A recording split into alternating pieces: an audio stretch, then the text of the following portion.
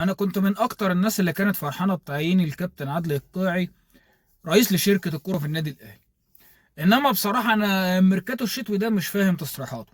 من 3 اسابيع اكد ان الاهلي هيتعاقد مع مهاجم افريقي كبير، ومن اسبوعين اكد ان النادي الاهلي بيضحي وبيزود الفلوس عشان يتعاقد مع مهاجم افريقي كبير، ووصل القيمه ل 4 مليون دولار اللي الاهلي مستعد يدفعها.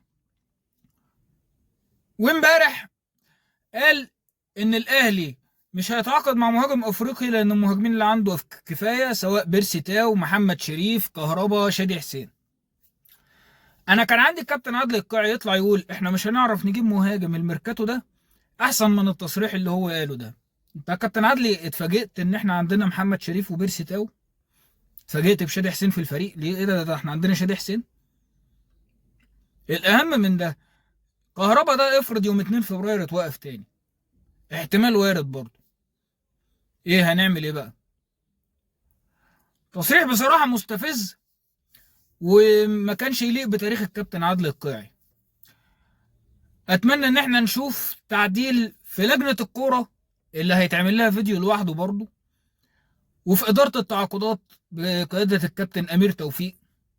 اتمنى نشوف تعديل في الحتة دي في النادي الأهلي.